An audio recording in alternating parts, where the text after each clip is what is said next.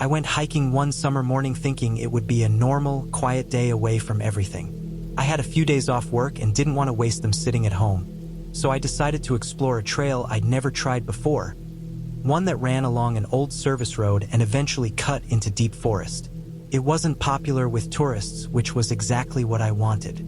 I liked being out there alone. I packed the usual things: water, snacks, a small first aid kit, flashlight, lighter, and a pocket knife.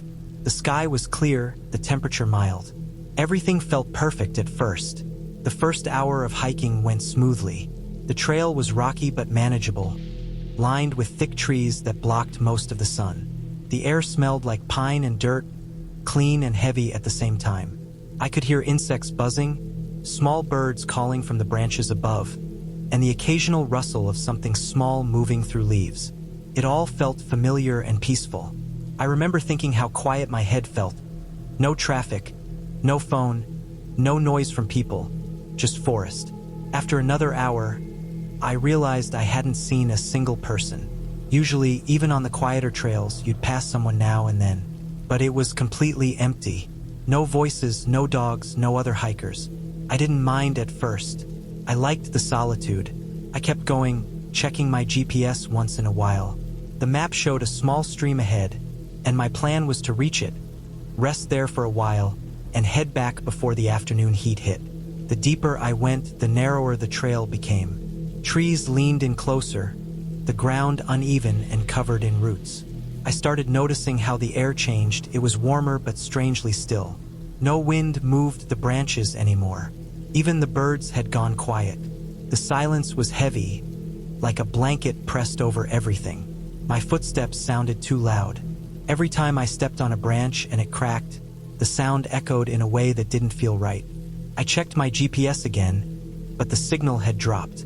I could still see the trail, though faint, and I followed it, thinking it would reconnect to the main route ahead. The ground started sloping downward, the soil loose and slippery. I slipped once, catching myself on a tree, and dirt coated my hands. When I looked down, I noticed how dry the ground was. Cracked, dusty, as if rain hadn't touched this part in years. A few minutes later, I reached a clearing. The trees opened up into a wide, empty area, maybe the size of a small field. The ground was uneven, covered with rocks, and in the center stood an old, rusted metal barrel. It looked like it had been there for years, maybe decades. The paint was gone, and the metal was eaten with rust. I could see dark stains on the dirt around it. I didn't go closer at first. I just stared, uneasy. The smell hit me before I even moved. Faint but unmistakable. Rot. It wasn't the sharp kind that comes from an animal that's just died, but the old, sickly kind that lingers for days. It made my stomach twist. I told myself it was probably an animal that had crawled inside and died. Still, I couldn't help but look. I stepped closer, slowly, each step feeling heavier than the last. When I got near the barrel, the stench grew stronger. I leaned slightly and looked inside. It was dark and hard to see at first, but then I noticed what looked like rags or fabric bunched at the bottom. The longer I stared, the more wrong it looked. The fabric wasn't fabric. It was bone-colored, uneven, with something dark stuck to it. I felt my chest tighten. I backed away fast, my mouth dry, my hands shaking. Every part of me wanted to believe it was an animal, maybe a deer, but I couldn't shake the shape I'd seen. Too smooth in some places, too straight in others. I knew what it looked like, but my brain didn't want to name it. I turned around and decided to leave right then. I didn't care how far I had come. I just wanted to be out of those woods. The problem was, the trail wasn't clear anymore. I couldn't find the exact path I came from. Every direction looked the same: trees, rocks, uneven ground. I walked in what I thought was the right direction, trying to calm down, but every minute that passed made me more certain I was lost. I kept glancing back, half expecting someone or something to appear behind me. I walked fast, maybe too fast, and at some point I realized I had no idea where I was. My GPS still showed no signal, and my phone battery was below half. The forest around me felt different now, thicker, darker, and somehow wrong. It was the middle of the day, but the light through the trees looked dim, almost orange. Sweat ran down my back, not from heat but from pure nerves. After a while, I stopped to rest and get my bearings. I sat on a fallen log, drank some water, and forced myself to think. I knew panicking would only make things worse. I figured if I kept heading in the general direction I came from, I'd eventually hit the service road again. I checked the sun's position and picked a direction. As I walked, I noticed more strange things. A torn piece of fabric stuck to a branch. A boot print in the mud that didn't look like mine. Older, larger, partly filled with dirt. Then, farther ahead, a plastic water bottle crushed flat against the ground. It looked like it had been there a long time, but not long enough to disintegrate. Each little sign made me more uncomfortable. Someone had been here before, probably many people, but it didn't seem like a place anyone came back from often. After another half hour, I heard something, a sound that froze me in place. It was faint, far off, but it was definitely there. Metal, a dull metallic clank, like something being hit or moved. It came from behind me, back in the direction I'd come from. I didn't move for nearly a minute, just listening. The noise didn't repeat. The silence came back, heavier than before. I started walking faster again, my heart pounding so hard I could hear it in my ears. The forest felt endless now, every tree looking identical. My legs were getting sore, my throat dry, and my brain was running in circles. I remember thinking how stupid it was to go off alone, how easily one small mistake could turn into a nightmare. Eventually, I spotted what looked like an old fence line, just a few rusted posts with bits of barbed wire still clinging to them. I followed it, figuring it had to lead somewhere. Fences always did. It ran uphill and the climb was rough, but I kept going. After maybe 20 minutes, I saw a break in the trees ahead, and sunlight spilled through. When I reached it, I almost cried.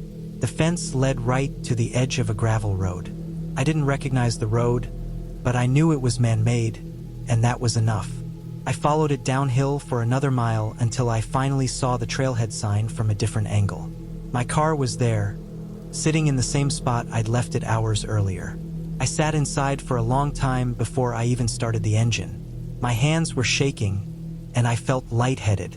I kept thinking about that clearing, about the barrel, about the smell.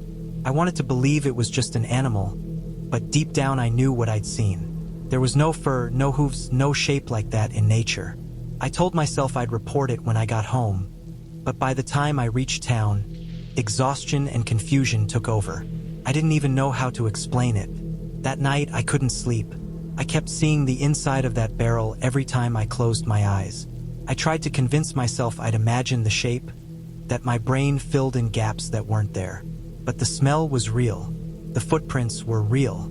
And that faint metal sound I'd heard, that was real too. A few days later, curiosity got the better of me. I looked up any news about that area, missing people, crimes, anything. There wasn't much, just old mentions of hikers getting lost. A few disappearances from years ago that were never solved. Nothing concrete. But one post on a local hiking forum mentioned people finding rusted drums in that same region. Some of them filled with strange remains, burned or buried. I haven't gone hiking alone since that day. I still love the woods, but now when I think about them, I remember how quickly peaceful silence can turn into something that feels like a warning. The forest hides a lot, and sometimes it's better not to find what's been hidden there. I got out, but I can't shake the feeling that I wasn't supposed to. I've been hiking solo for years, and I'd gotten too comfortable with it. That's what I think about now when I look back on that day. It was supposed to be a simple loop, a quiet trail through rough terrain near the foothills of the Cascades. I'd done tougher hikes before, longer ones too. I had a light pack, plenty of water, and a decent forecast. I left early in the morning, planning to be back before sundown. Everything started normal. The smell of damp pine needles, the sound of wind brushing through the trees, that heavy quiet that always sits deep in the woods when you're alone. The first few miles went fine.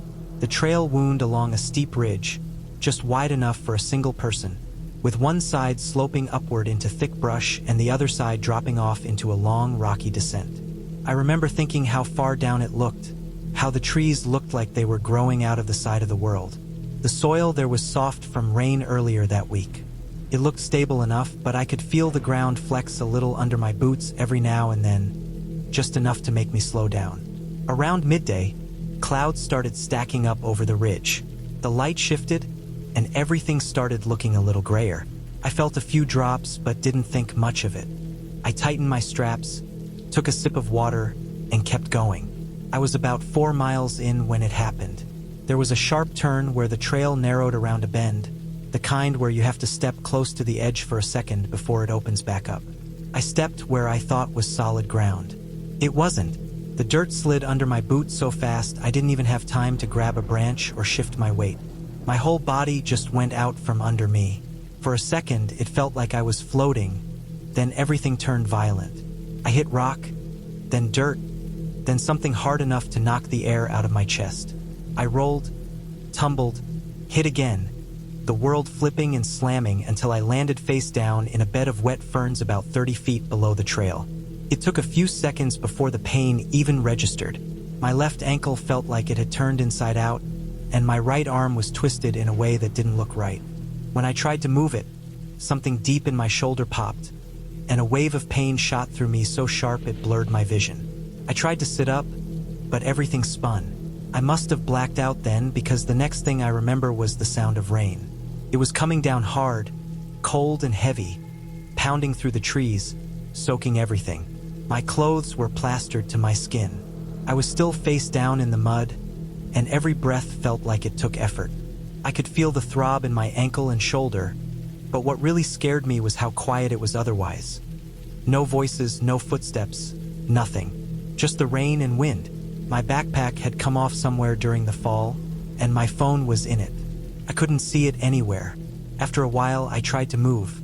My right arm was useless, so I had to push up with my left and drag my body forward.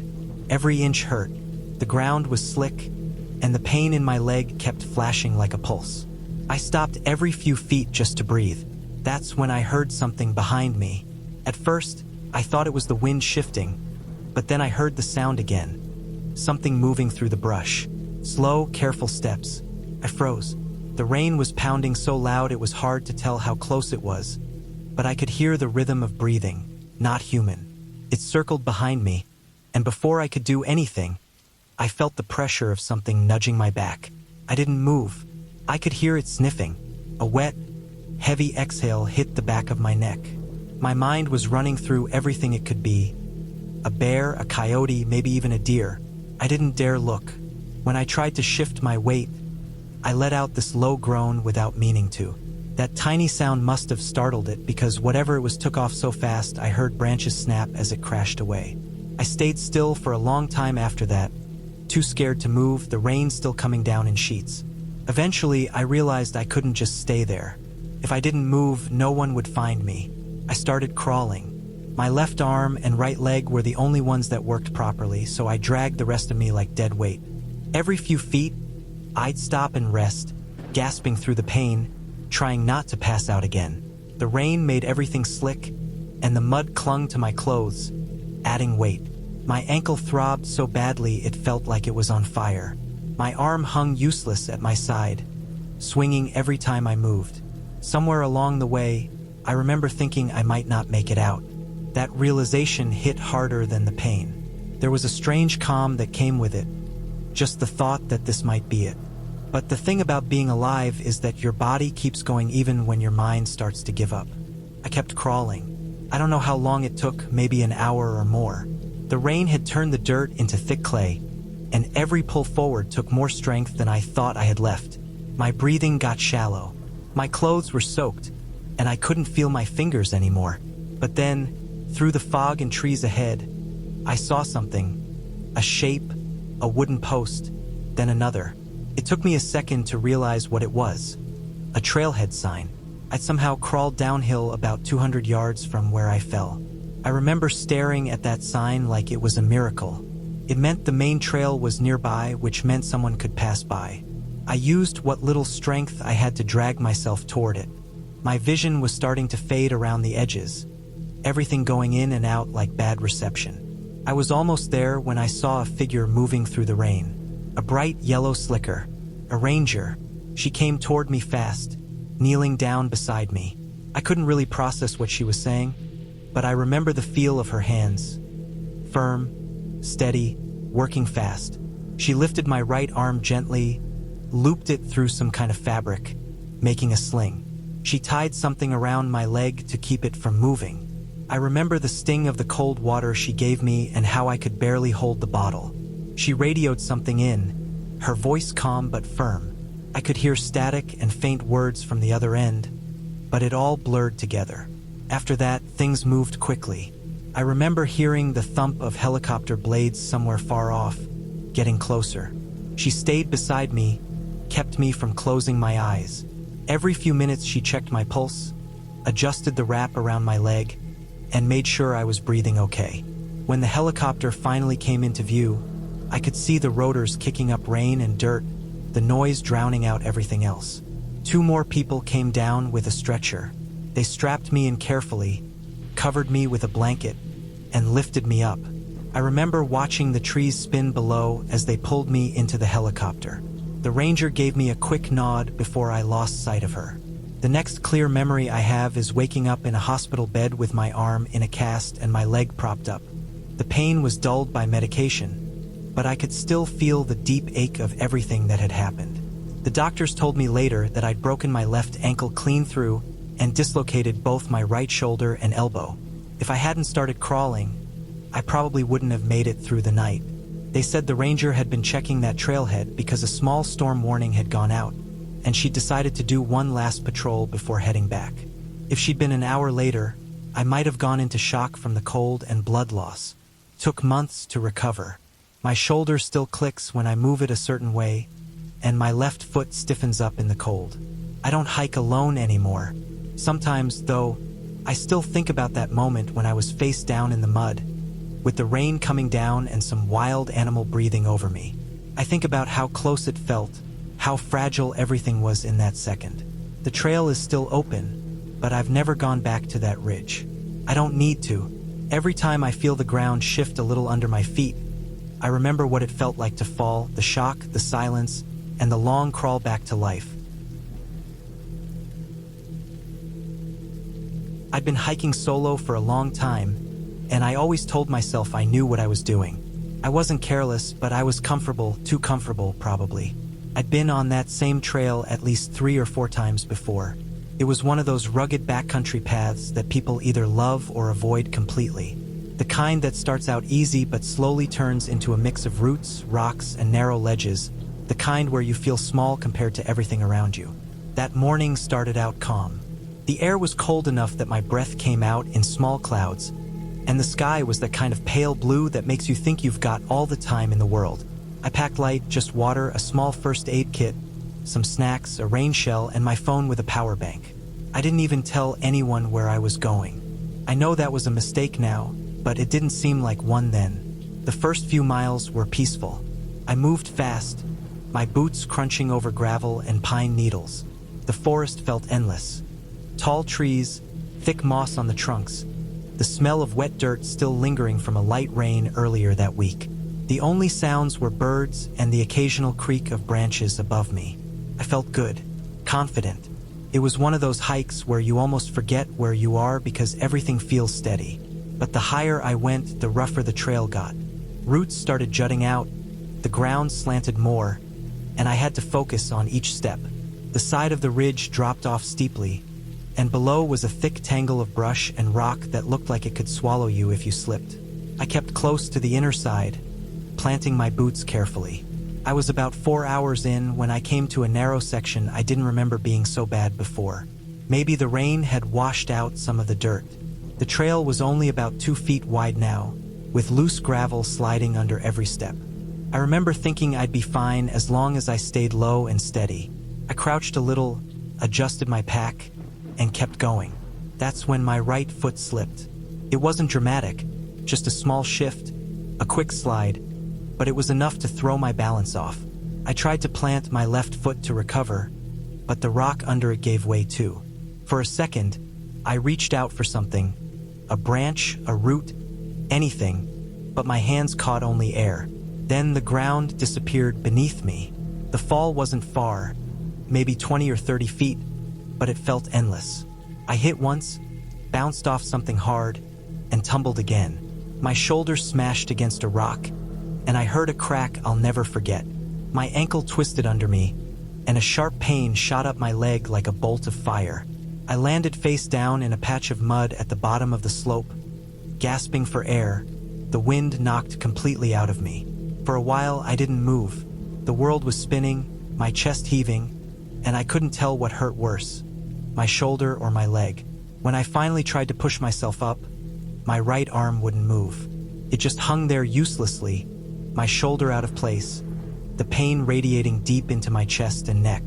My left ankle was swollen, bent at an angle it shouldn't have been. The shock hit me then, the realization that I was alone, down a slope with no one around for miles, and I could barely move. I remember just lying there, rain starting to fall again, the smell of wet soil filling my nose. I felt small, like the forest didn't even know I existed. I must have blacked out at some point because when I opened my eyes again, everything was darker. The rain had turned into a steady downpour. My clothes were soaked through, my skin cold and numb. The sound of the rain hitting the leaves above me filled the air like static. I tried calling out once, but my voice was swallowed by the storm. I tried to move again, slow and careful this time. My right arm was completely out of commission, and every time I shifted it, I felt this grinding pain deep in my shoulder and elbow. My ankle felt like it was on fire, swollen and useless, but somehow, I managed to drag myself forward a few feet. I kept my head low, using my left arm to pull myself through the mud and wet leaves. Every inch felt like a mile. After what felt like forever, I heard something behind me, a rustling in the brush. It wasn't wind. It was deliberate movement, slow, heavy. I froze, heart pounding, trying to control my breathing. The rain made it hard to hear clearly, but I could make out the sound of something stepping closer. Then I felt it, a warm breath near my back, then a wet nose pressing against my shoulder. I couldn't move. I could hear it sniffing slow, deep breaths, curious but cautious. I didn't know what it was. Maybe a deer, maybe something else. I stayed still, face down, afraid that any sudden movement would startle it. But the pain was unbearable, and I let out this small, involuntary groan. The sound must have scared it because the animal bolted. I heard twigs snapping, hooves or paws pounding the ground, and then it was gone. I lay there shaking, the rain washing mud over my face, my body trembling from cold and fear. After that, something in me shifted. I knew I couldn't just stay there waiting for something worse to happen. So I started crawling again. I didn't even have a direction in mind at first, just forward, through the brush, toward the faint slope I thought might lead to a trail. The rain made everything slick and heavy, and the mud stuck to my hands like glue. Every time I moved, my ankle screamed, and my shoulder felt like it was tearing apart. Time lost meaning. I stopped a few times, breathing hard, dizzy from exhaustion and pain. I could taste blood in my mouth from biting my lip too hard earlier. My fingers were scraped and raw from dragging across rocks and dirt. The rain kept coming, steady and cold, washing over me as if trying to erase me completely. But then I saw something. A signpost, barely visible through the mist. It took a moment for my brain to process what it was. A trail marker. I wasn't far from one of the connecting paths that led back toward the main ranger route. I felt this rush of relief and panic at the same time. I tried calling out again, my voice hoarse and weak, but the rain drowned it out. I kept crawling, inch by inch, until I reached the edge of the trail. I just lay there for a while, mud covering my face, breathing in short bursts. My vision was fading in and out, and I remember thinking this might be where it ended. Then I saw movement again. A figure in a rain jacket, bright yellow against the gray forest. It was a park ranger. She came down the trail fast, kneeling beside me. I couldn't make out the words she said, but I could feel her hands working quickly. She lifted my right arm gently and secured it in a makeshift sling, then wrapped something tight around my ankle to stabilize it. The water bottle she handed me was cold, and I managed to get a few sips down before she radioed for help. The next part blurred together. The sound of rotor blades thumping through the rain, people shouting, hands lifting me onto a stretcher. The ranger stayed with me the whole time, keeping pressure on my leg, covering me with a blanket. The helicopter's wind whipped through the trees as they hoisted me up. The forest disappeared beneath me, a blur of green and gray. When I woke up again, I was in a hospital bed, my arm in a sling, my leg wrapped in thick bandages. My throat was dry, and my head felt heavy, but I was alive. The doctors said I'd broken my ankle, dislocated my shoulder, and badly strained my elbow. They told me the ranger's quick actions probably saved me from shock. It took months to heal, and I still walk with a slight limp when the weather's cold. Sometimes I wake up at night remembering the feeling of falling, that helpless second when the ground just disappears, and you realize how fragile everything is. People who hear the story always say the same thing. Wow, man, sounds like that could have been way worse than it turned out. Glad you're doing okay. And they're right, it could have been much worse. I think about that every time I see a trail sign or step onto uneven ground. That day taught me something that sticks with me even now. Nature doesn't care how experienced you are or how careful you think you're being. One wrong step, one moment of overconfidence, and everything can change. I still hike sometimes, but never alone. Never without telling someone where I'm going, and never without remembering the sound of rain hitting the trees above me as I lay face down in the mud, waiting to be found. It's been 7 years since that fall, but I can still remember every second of it like it just happened. The smell of pine needles crushed under my boots, the way the morning fog hung low over the ridge, the sound of the wind cutting through the trees. All of it burned into my memory. I'd been on that same trail more times than I could count. I used to think I knew it better than anyone.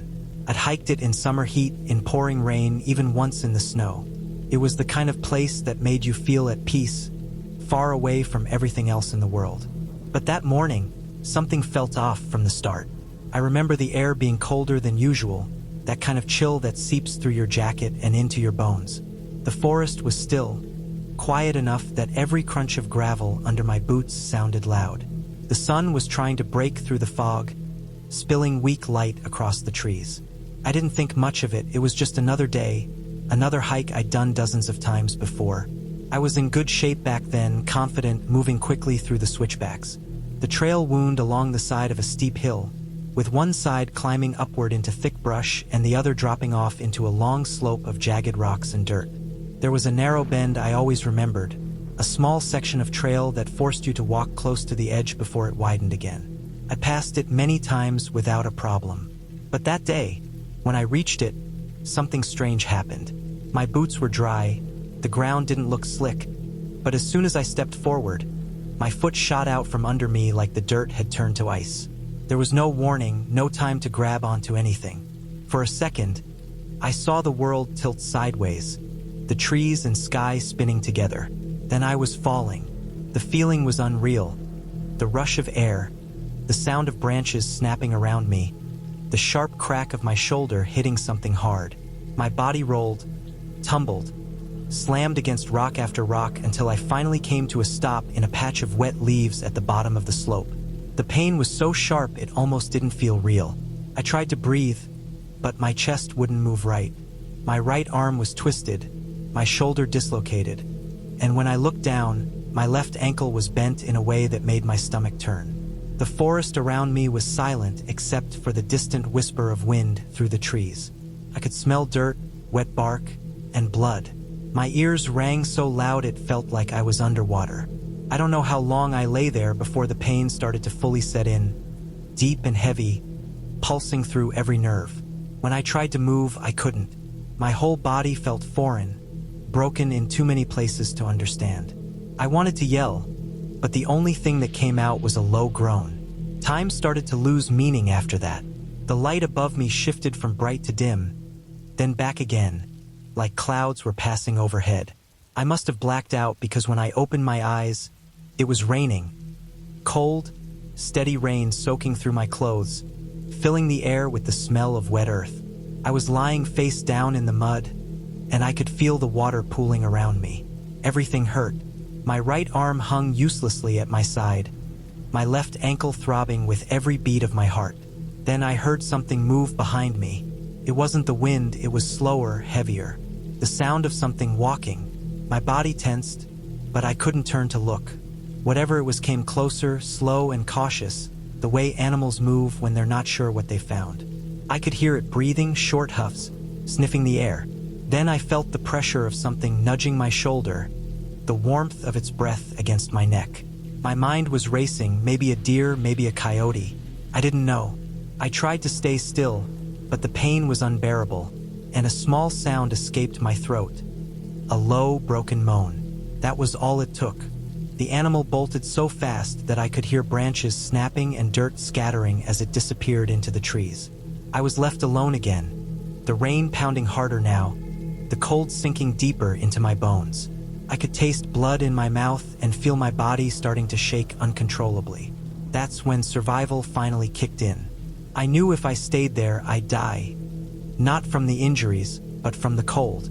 I started crawling. My right arm was useless, so I used my left to pull myself forward, dragging my broken leg behind me. Every movement sent a wave of pain through my body, but I kept going. The rain turned the dirt into thick, slippery mud, and my clothes were so heavy they clung to my skin like wet cement. My breathing grew ragged, shallow. I could hear my heartbeat in my ears. I don't know how long I crawled. It felt endless. Just mud, rain, and pain. I stopped a few times to rest my head on the ground, eyes half closed, the forest spinning around me. At one point, I thought I saw light through the trees, but it was just lightning flashing far off in the distance. Still, I kept going. In. Finally, after what must have been hours, I saw something ahead. A wooden post, half hidden by overgrowth. It took me a minute to realize what it was. A trail marker. Somehow, I'd crawled back to a lower section of the trail. The relief hit me so hard I almost cried. I dragged myself the last few feet until I was lying half on the path, half in the mud. I remember the sound of footsteps after that, steady and fast. Then a figure appeared, wearing a bright jacket, moving toward me. I couldn't make out their face through the rain, but I saw the flash of a radio, heard the faint static of a voice coming through. The ranger knelt beside me, her hands moving quickly, checking my pulse, wrapping my leg, securing my arm in a sling. She gave me water, adjusted something around my neck to keep me still, and stayed there with me until help arrived. When the helicopter came, the sound filled the forest, that deep, chopping rhythm that vibrated through the ground. The rain blew sideways from the rotor wash as they lowered the stretcher. I remember being lifted, the cold air rushing against my face, the trees shrinking below. I don't remember much after that until I woke up in the hospital. The doctors told me I'd dislocated my right shoulder and elbow, fractured my ankle, and had a mild concussion. They said I was lucky the ranger found me when she did. If she hadn't, I probably wouldn't have made it through the night. It took months of recovery, surgeries, physical therapy, endless nights lying awake feeling the dull ache of bones and muscles healing. Even after I got better, I couldn't stop thinking about that moment. The slip, the fall, the feeling of free fall with nothing to grab onto. I replayed it over and over in my head, trying to figure out what caused it. Maybe a loose rock, maybe just a patch of slick dirt. I'll never know. Now, 7 years later, I still go back to that trail. Not often, but every once in a while. It's strange walking it again, knowing what happened there, knowing how close I came to not walking away at all. The section where I fell looks the same. Quiet, calm, harmless. There's no sign that anything ever happened. No scar in the earth. No broken branches. The forest healed itself like it always does. But I can still feel the weight of that moment when I stand there. The edge of the trail, the empty drop below, the smell of rain in the air. I always stop there for a few minutes before moving on. Sometimes I think about how thin that line is between life and death. How one slip, one step too far, can change everything. It doesn't scare me anymore, not the way it used to. It just reminds me that even the places you know best can turn on you in an instant. Every time I go back, I walk slower. I pay more attention. The ground feels different under my boots now, less forgiving. The wind sounds sharper through the trees. I never rush it. I move carefully, step by step, always aware of how close I came to never leaving that forest at all. And every time I finish the hike and make it back to my truck, I sit there for a while, looking up at the ridge through the trees, thinking about that day. I still don't know what caused me to slip, but I know what it taught me. That no matter how familiar something feels, it can still surprise you. Nature doesn't owe you anything. You can walk the same trail 100 times, and one day it'll remind you just how small you really are. Every time I go hiking alone, I make sure someone knows where I am and how long I plan to be gone. It's just a habit I picked up after losing someone close. A friend who died of a heart attack while living alone. No one found him for 2 days. That kind of thing changes the way you think about being by yourself. It's not just about what could go wrong out there in the wilderness. It's about how long it might take before anyone even realizes you're missing. I've read too many stories of people vanishing on trails. Their bodies found weeks later just a few hundred feet off the path, dehydrated or injured. Their phones dead, their water long gone. Most of the time, it's not bad luck. It's small mistakes that pile up.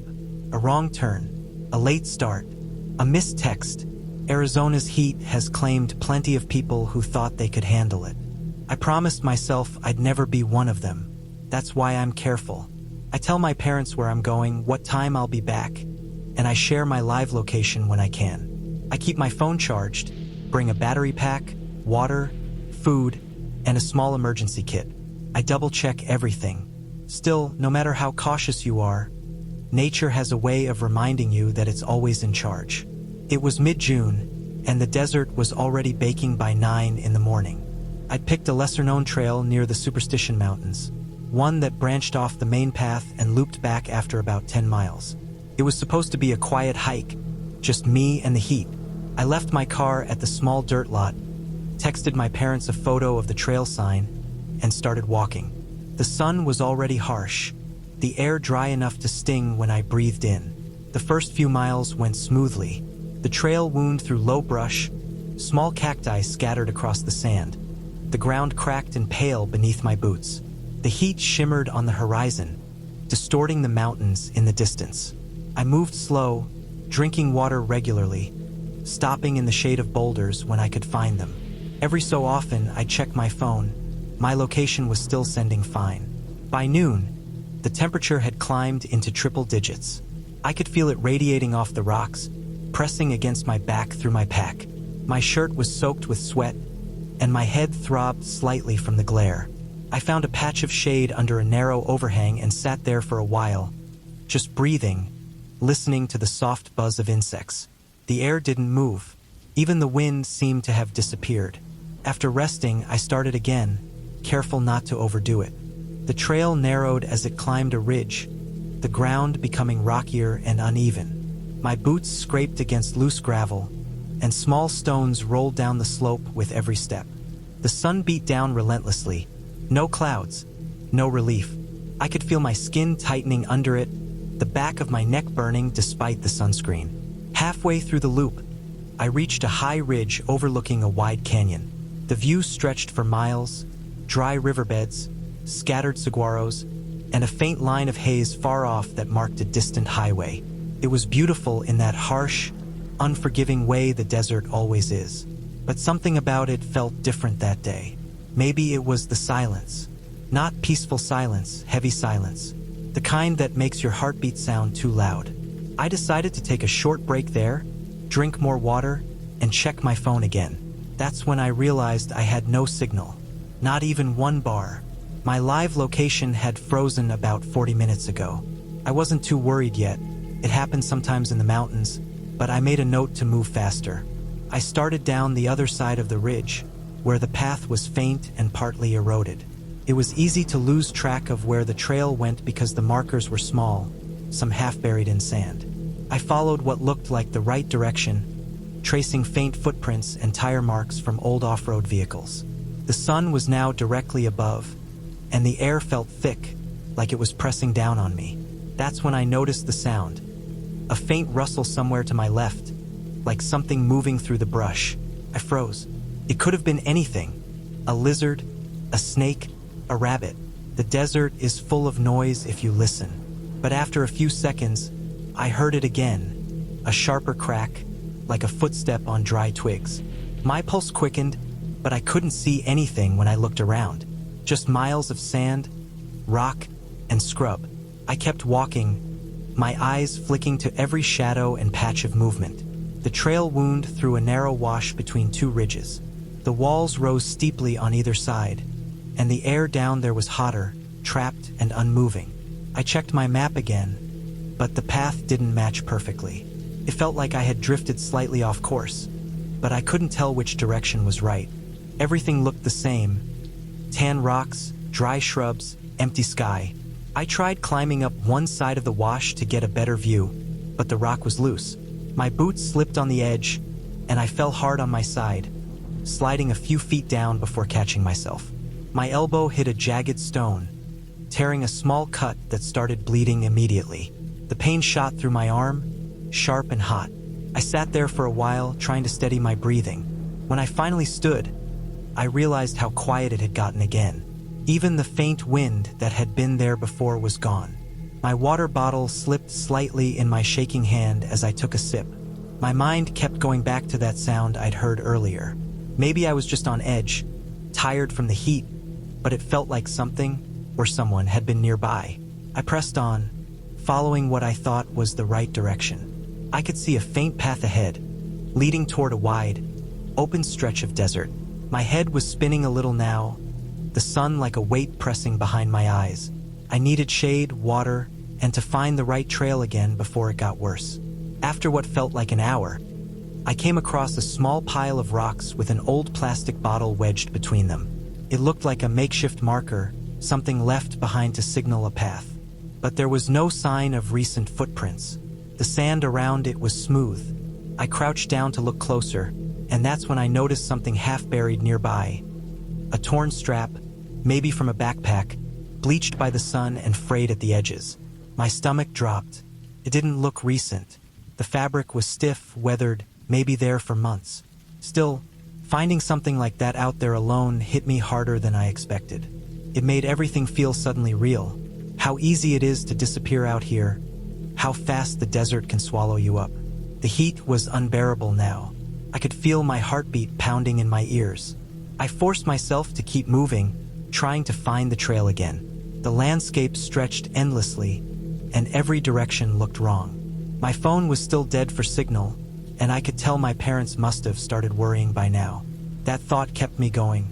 The idea that someone knew I was out here, that someone would come if I didn't check in. Eventually, I saw a faint shimmer ahead, the glint of something metallic in the sunlight. I headed toward it, legs heavy, throat dry. It turned out to be a small hiking sign, the kind nailed to a post marking the main trail. The relief that hit me almost made me dizzy. I dropped to my knees beside it, just sitting there, breathing hard. I followed that trail back toward the parking area, step by slow step. When I finally saw my car again, it was nearly sunset. The sky had turned a dull orange, the desert glowing beneath it. I sat inside the car with the air conditioning blasting, shaking slightly as I drank the last of my water. That night, I checked my phone again. The last location update I'd sent had stopped right around the ridge, the same time I'd lost signal. My parents had already called the local ranger office to ask if anyone had seen my car. If I hadn't found my way back, I'm sure they would have sent someone out by morning. I think about that often now, how easy it was to get turned around, how quiet everything felt when I realized I might not make it back. I still hike alone sometimes, but I'm even more cautious now. I leave a written note in my car, I share my route, I check in by the hour if I can. It doesn't hurt to let someone know where you're going. It's the smallest thing, a message, a shared location, a text before you lose signal, but it can be the difference between being found and being another story on the news. That day reminded me how close I came to becoming one of those stories. It didn't stop me from hiking, but it changed the way I do it forever. It started as just another solo hike, something I'd done dozens of times before. The plan was simple: take the Ridgeview Trail up to the overlook, have lunch there, and head back before dark. It wasn't a difficult trail, but it was long, about 10 miles round trip. I packed light, just a backpack with water, some food, a first aid kit, flashlight, and my phone. It was early autumn, and the forest had that dry, crisp smell that comes when the leaves start changing but haven't all fallen yet. The morning air was cool, and everything felt calm. The first few miles went smoothly. The trail started wide and open, then gradually narrowed as it climbed. Trees grew closer together, and the ground turned uneven with roots sticking out everywhere. I remember the sound of my boots crunching on the dirt, the steady rhythm of my steps, and how peaceful it all felt. No noise from people, no traffic, just the soft hum of insects and the occasional creak of branches shifting in the breeze. I stopped about 2 hours in to rest by a flat boulder near a stream. I ate a sandwich, stretched, and checked my map. I was still on track. The sun was climbing higher, filtering through the branches in long golden rays. Everything felt still, maybe too still. I remember thinking how strange it was that I hadn't passed anyone all morning. Usually, you'd see at least 1 or 2 other hikers on a Saturday, even this far out. But there was no one. When I started walking again, the trail began to feel different. The ground sloped upward more sharply, and the dirt turned darker, damp in spots even though it hadn't rained in days. The trees grew denser, blocking out most of the light. It wasn't dark exactly, but it felt like evening even though it was barely past noon. I noticed how quiet it had become, no birds, no wind, the kind of silence that makes you hear your own heartbeat. I tried to shake it off and kept climbing. The trail markers became harder to spot. The paint on the trees was faded. Some marked rocks had moss covering them. I followed what looked like the main path, but after a while, it was hard to tell if I was even still on it. The ground was scattered with dead leaves that covered everything. I slowed down, checking my phone to make sure I was headed the right way, but the signal was gone. I didn't panic right away. I'd lost cell service plenty of times before. I figured if I kept heading uphill, I'd eventually reconnect with the ridge and pick the trail back up. The incline grew steeper, though, and I had to use my hands to steady myself as I climbed. My boots slipped once, sending a small slide of rocks tumbling down behind me. The echo of it faded fast into the thick air. After maybe another half hour of steady climbing, I reached what looked like a small clearing. It wasn't open exactly, just a patch of thinner trees and sunlight breaking through. I stopped to catch my breath and drink some water. The ground here was strange, blackened in places, like it had been burned long ago. Charred stumps dotted the area, and the smell of old ash lingered faintly. I knelt down and ran my fingers through the dirt. It was cold, even though the air around me was warm. That's when I noticed something. A faint, repeating sound, barely there at first. A soft, dull metallic clink, like something tapping against metal. It came from somewhere ahead, deeper in the trees. I froze, listening. It stopped, then started again a few seconds later. Not fast, not rhythmic, just slow, random, like metal swinging and hitting something. I told myself it was nothing. Maybe a piece of old fencing or a loose sign moving in the breeze. But the air was still and there was no wind. I stood there for a long time, waiting, listening. The noise stopped again. I didn't hear it after that. I decided to keep moving, but in the opposite direction from where I'd heard the sound. The problem was, the forest didn't look the same anymore. The trees were close together, and there was no clear trail. I couldn't find the markers. Every direction looked identical, slopes, shadows, tangled undergrowth. I picked what looked like the easiest route and started downhill, thinking it would lead me back toward the stream. The farther I went, the more uneasy I felt. My steps were slower now, careful. The forest had gone completely silent again. No birds, no movement at all. It felt like the air itself was holding its breath. The deeper I went, the more wrong everything looked. The trees were crooked, their trunks bending in strange angles. The ground was soft in places, and my boots sank slightly, making a wet-sucking sound. At one point, I stumbled on something half-buried. A torn piece of fabric tangled around a branch near the ground. It looked old, frayed, dirty. I thought maybe someone had dropped clothing long ago, but it didn't look weathered enough for that. I felt a shiver crawl up my back and forced myself to keep going. After a while, I found what looked like another path. Faint, overgrown, but still there. I followed it. The trees thinned slightly, and the smell in the air changed. It wasn't fresh forest air anymore. It smelled stale, like something rotten had seeped into the soil. I noticed bones, small ones, scattered near the edge of the trail. Animal bones, I hoped. They were picked clean, white against the dark dirt. I didn't stop to look closer. I started moving faster, no longer caring about pacing or direction. I just wanted to get out. Every minute felt longer, every sound louder. My heartbeat felt like it filled the whole forest. I could feel sweat soaking through my shirt even though the air was cool. I kept thinking about that metal sound and how it had stopped as soon as I'd heard it. Eventually, I saw light through the trees. Pale, distant, but definitely sunlight. I pushed toward it. The undergrowth got thicker, branches clawing at my clothes and face, but I didn't care. When I finally broke through, I stumbled out onto a dirt road. Relief hit me so hard my knees almost gave out.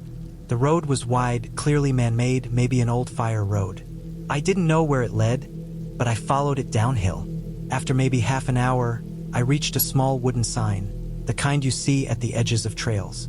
The lettering was worn, but I recognized the name. I come out nearly 6 miles from where I'd started. I sat down on the ground, shaking, my legs aching, my mouth dry. I tried to calm my breathing. Everything looked normal again. Bright sunlight, open sky, the smell of dirt and leaves. But I couldn't shake what I'd seen, what I'd smelled, and what I'd heard out there. When I finally made it back to my car, the sun was low, the sky turning orange. I sat there for a long time before driving off. The whole way home, my mind replayed the burned clearing, the bones, the metal sound. I tried to tell myself it was all explainable. Maybe remnants from an old campfire, maybe some animal remains, maybe just the forest playing tricks on my mind. But deep down, I knew that wasn't it. The next day, I looked up that area online. There were barely any mentions of it, but I did find an old forum thread from years ago. Someone had written about a section of trail closed off after a series of small fires, supposedly caused by campers. But there were also a few comments about people going missing there, never officially connected but rumored among locals. A ranger in one of the posts had said they'd found burned-out spots in the woods that didn't make sense. Isolated patches of charred earth with no sign of lightning or campfires nearby. I didn't go back to that trail. I still hike, but I stick to well-marked routes now, places with other people around. I tell myself it's just to be safe, but the truth is, I don't ever want to be alone like that again. Surrounded by trees that seem to lean closer, in silence so thick it feels alive. Sometimes, when I think back to that day, I can still hear that faint metallic clink. Just once, far away in the back of my head. And every time I do, I remember the blackened dirt under my boots, the stench of something old and rotting in still air, and the way the forest seemed to stop breathing when I noticed it. I got out of there that day, but I don't think I ever really left it behind. It was supposed to be a calm overnight hike. Nothing extreme, nothing risky. Just a quiet solo trip through a small wooded valley I'd been to a few times before. The place was peaceful, a winding system of smaller valleys and ridges connected by narrow deer trails and old logging roads. I liked that spot because it wasn't crowded. Hardly anyone went out there anymore. It gave me that quiet sense of being completely alone, but still close enough to civilization to feel safe. That morning was warm and dry, the kind of day when the air feels like paper. The ground crackled when I walked. There hadn't been rain for weeks, and I remember noticing how brittle the grass was under my boots. The sky was hazy, not cloudy, just a faint dullness from heat. I started early, hoping to reach a small clearing about 6 miles in before dark. I had my tent, sleeping bag, tarp, and a small stove strapped under my pack. The hike in went smoothly at first. The trail dipped in and out of small wooded valleys, each one quieter than the last. I could hear birds occasionally, but mostly it was the soft sound of wind moving through dry leaves. The sun climbed higher, and the temperature followed it. By midday, I was sweating heavily, my shirt sticking to my back, my throat dry even though I was drinking steadily from my water bottle. When I reached the ridge above the main valley, I stopped to rest. The view stretched far ahead, miles of yellowed grass, thin clusters of oak and pine, and the long winding shape of the valley floor cutting through the land. That's when I first noticed it, a faint smear of gray smoke off to my left, somewhere in one of the smaller connecting valleys. It was distant, small, maybe half a mile away. At first, I didn't think much of it. Grass fires aren't unusual out there, especially during dry spells. I figured someone might be burning brush or a small patch had ignited and would burn out on its own. I kept walking, watching it now and then. The smoke stayed thin, lazy, drifting upward without much force. But about an hour later, the wind shifted. It wasn't much, just a soft gust that carried a faint burnt smell. I looked up and realized the smoke had changed. It wasn't thin anymore. It was thicker, darker, rising faster. That same wind was blowing straight toward me. That was the first moment I felt uneasy. I kept moving uphill, telling myself it was probably fine. Fires can look closer than they are. But as I climbed the next ridge, I started to hear a sound I'll never forget. A low, deep crackling, like static but heavier. It wasn't loud yet, but it was steady, like the air itself was tearing. I turned and saw the smoke again. It wasn't a distant column now. It was spreading wide, rolling across the top of the valley like a wall. Then I saw the flames. Orange flashes weaving through the grass line, moving fast, faster than I thought possible. I stood there for maybe 2 seconds before the realization hit. It was coming my way. Not slowly, not in a few minutes. Now, adrenaline took over. I started running up the ridge, trying to get higher ground to see where I could go. My heart was pounding so hard it felt like it would burst. The air smelled sharp and hot, thick with smoke. I kept glancing back. The fire was eating everything, moving across the dry grass like water spreading across a floor. The wind was carrying sparks ahead of it, tiny glowing flecks that landed and instantly flared into small bursts. I reached the top of the ridge, thinking I could move down the other side and away from it. But when I got there, my stomach dropped. The other side was a cliff, a straight drop of maybe 100 feet into the lower valley. There was no way down. I froze for a second, staring at it, feeling the heat on my back. The fire was roaring now. It didn't sound like a crackle anymore. It was a deep, rolling roar, like a jet engine made of flame. Panic hit hard. I started running parallel to the edge, searching for any place that sloped down. The ground was uneven, rocks and roots catching at my boots, smoke burning my eyes. My throat felt raw, and I could barely breathe without coughing. I didn't even look behind me anymore because the light had changed.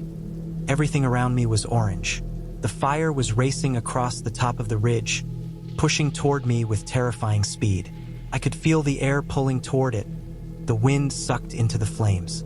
I ran until my legs burned, scanning the cliff line, desperate for a way down. Finally, after what felt like forever, I saw it. A slope that looked manageable, steep but not vertical, covered in dirt and loose rock. I didn't think. I just went for it. I dropped to my side and started sliding down, digging my boots and elbows into the dirt to slow myself. Rocks tore at my pants and skin. I kept sliding, half controlled, half falling, until I hit the bottom hard and rolled onto flat ground. My lungs were burning. My whole body shook. I looked up. The fire had reached the ridge above, black smoke pouring over the top. I stumbled away from the base of the slope, coughing and gasping. The air was still full of heat. I could hear trees crackling, branches snapping, the rush of fire moving across the grass above me. I didn't stop until I was deep in the lower valley, where the air was a little cooler and the smoke thinner. My hands were shaking so badly I could barely hold my water bottle. I checked my gear then, more out of instinct than reason. My tarp, which I'd strapped under my pack, smelled like burnt plastic. When I pulled it out, one edge was warped and melted, the nylon bubbled and fused together. I just stared at it for a while, realizing how close I must have been to the heat. That fire had been right behind me, close enough to melt through thick material without even touching it. I sat there for a long time, just breathing, listening to the distant roar above. The fire kept moving, carried by the wind, heading toward another ridge. Eventually, the sound faded, replaced by the faint hiss of burned grass cooling. The valley around me was eerily quiet again, just the occasional pop of something still smoldering. I thought about setting up camp, but that idea vanished fast. My nerves were shot, my body shaking, my mouth dry like sand. The whole place smelled of smoke and heat and ash. I didn't want to spend another minute there, much less a night. I packed up everything quickly, my hands still trembling, and started heading back toward the main trail. It took me a few hours, and the whole time I kept glancing at the ridges, half expecting the orange glow to reappear. The wind had died down by then, but the smell of burned grass lingered for miles. By the time I reached my car, the sun was low, turning the sky red behind the haze. My clothes were streaked with dirt and ash, my throat still raw. I sat there in silence for a while before driving off, watching the smoke in my rearview mirror rise in the distance. That night, I couldn't stop replaying it in my head. The sound, the sight of the flames swallowing the ridge, the moment I saw that 100-foot drop and realized there was nowhere to go. I've had plenty of close calls in the outdoors, but nothing like that. Fire moves faster than your mind can process. It doesn't care how careful you are, how much experience you have, or how ready you think you might be. I still hike, but I never ignore smoke now. Even the smallest hint of it sets off that feeling in my chest again. The one I had when the world turned orange and the air burned to breathe. That trip was supposed to be a calm night alone in the valley, just another peaceful escape from routine. Instead, it reminded me how thin the line really is between calm and chaos. I didn't spend the night there. I don't think I ever will again.